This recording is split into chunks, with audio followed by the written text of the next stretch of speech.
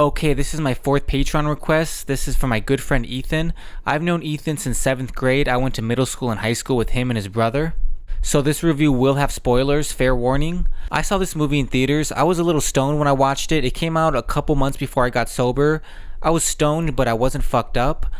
All I really remember though was not really caring about it or the main character, but I bought the Blu-ray last week because I wanted to rewatch it and give Ethan this video because this is the movie he asked for. He didn't tell me if he liked it or he didn't like it. I'm assuming he liked it because I don't know why he would choose a movie he didn't like, but I gave him a fair warning that this is not going to be a very positive review, and he said go for it. I thought the first half was pretty boring. Only part that I kind of liked was when they watched Footloose at the drive-in, and I instantly hated that actress who played the sister.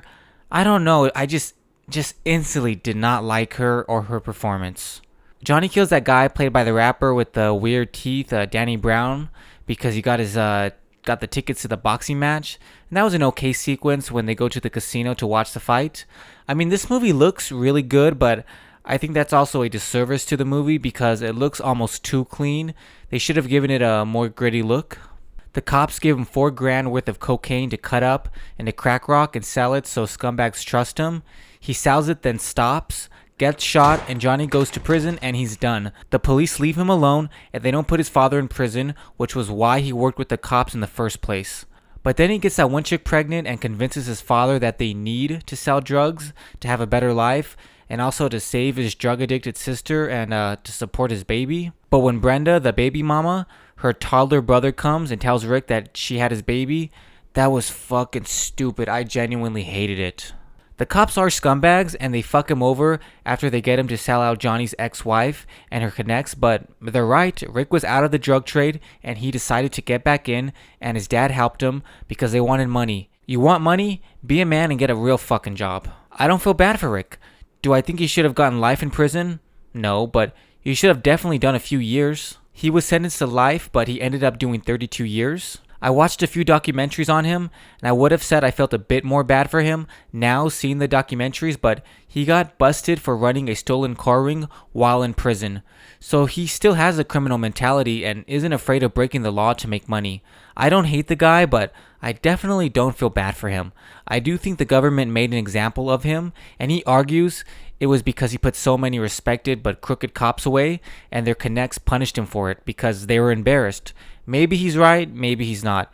He did put a lot of crooked cops away, which the movie doesn't show at all, which I think is a disservice to his story, but you can only show so much, and maybe they were afraid to show it for legal reasons. People want to argue that he was a non-violent criminal. Bullshit. He sold guns and drugs. He literally got shot, so he knows what guns do to people, and his sister was strung out on drugs, so he knows the horror of drug addiction, and not only what it does to them, but their families. If he was doing all this by the time he was 15 through 17 years old, it was only a matter of time until he killed somebody.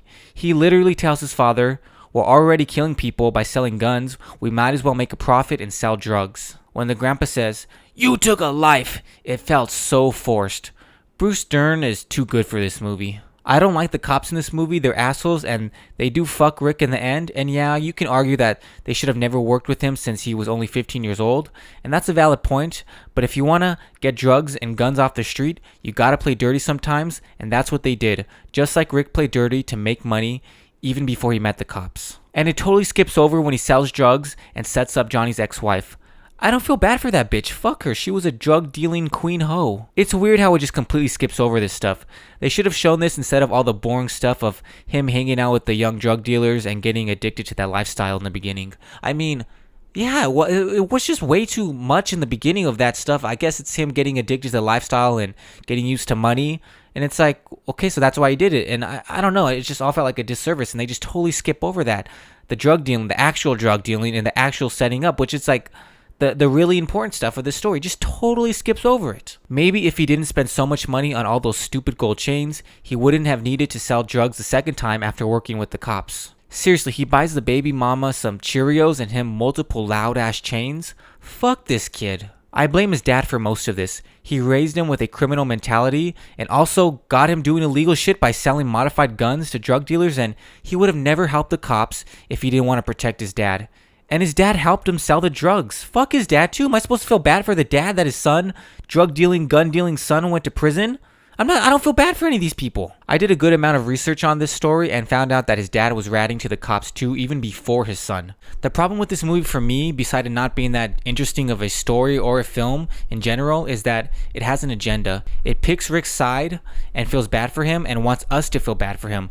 This is a true crime film, which is my favorite genre, but I want true crime films to just take an honest, unsentimental look at the events and characters so you can decide whether or not you feel bad for them.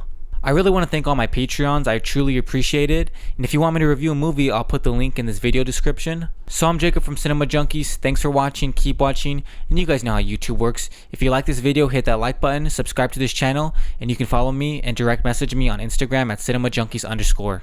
Don't forget the underscore.